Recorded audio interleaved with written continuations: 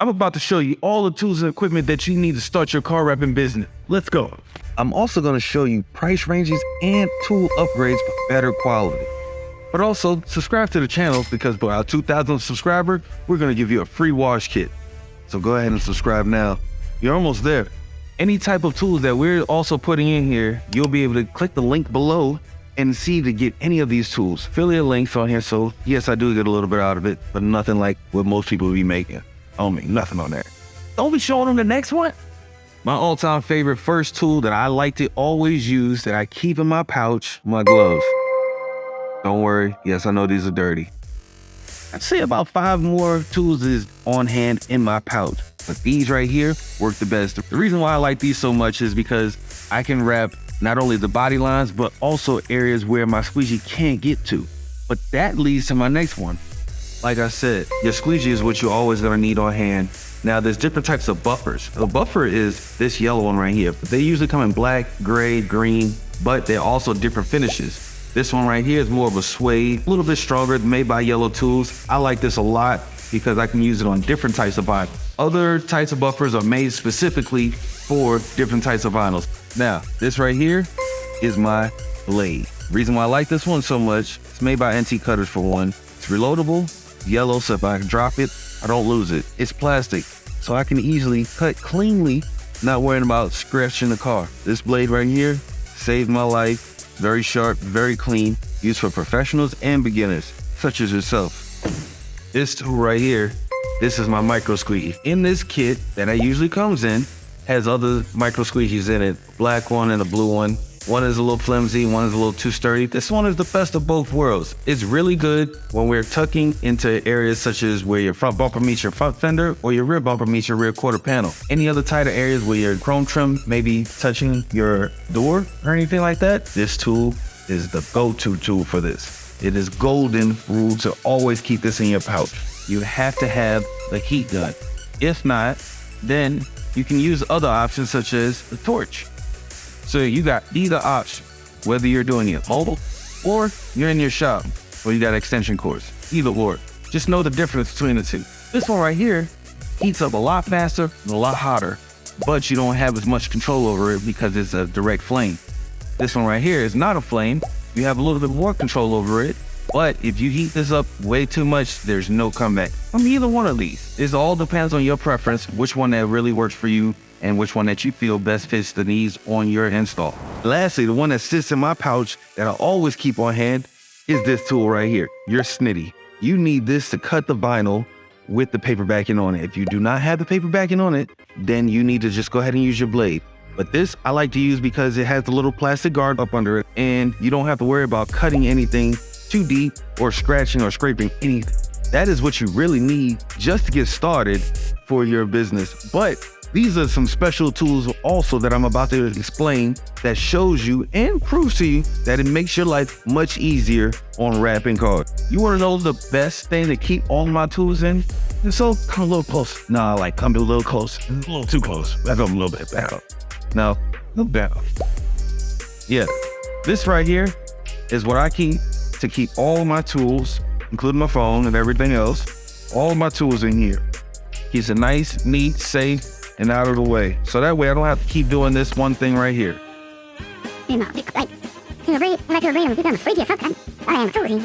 Aside from all of these wrap tools, something that I really always like to keep on hand that helps me with my life and makes my life much easier, especially when I want to be walking around and not limping because I'm on the ground so much, is knee pads.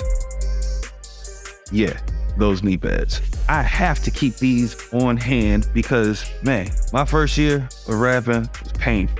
Knees was constantly ashy, always hurting, always in pain. Now it's time for prep. The best type of prepping tools that you need to have in your shop, at your home, whether you're prepping the car or you're just starting on your own, whatever, doesn't matter, you need these. First one, which is the strongest one, chemical guys, clean slate.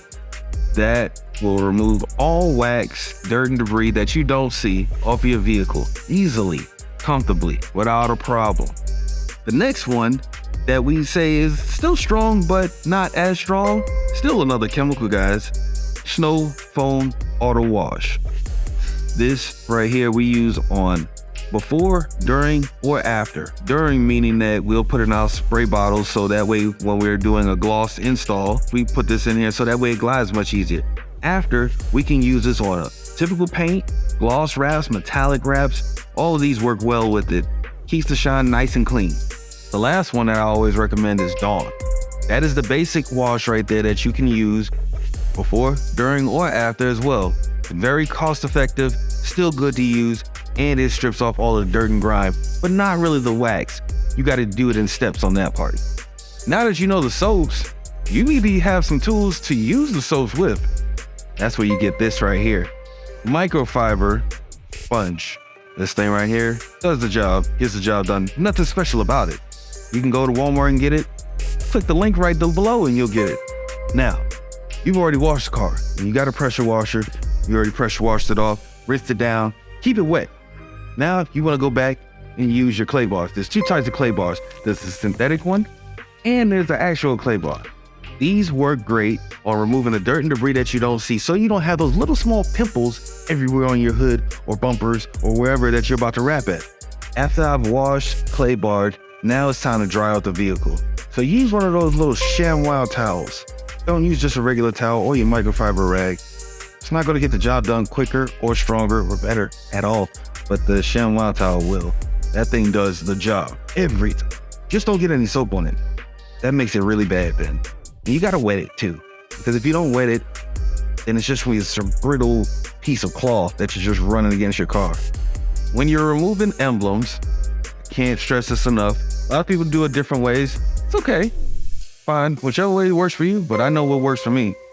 This fishing line. This right here helps me remove any emblems that I have to struggle to get off. Don't want to pry it off and mess up the paint or mess up the emblems and bend them. All you're gonna do is put it right behind the emblems, saw between the double-sided tape, and you'll get it right off each and every time. So that guy already knows because he's been removing a whole lot of emblems. When you remove the emblems off, it's gonna leave that double-sided tape residue.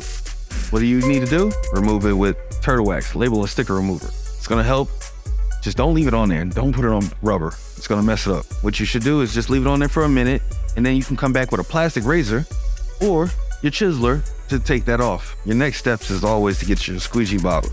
And I suggest you get 3 or 4 of them. But in this squeegee bottle is alcohol, rubbing alcohol, not drinking alcohol. Get that right.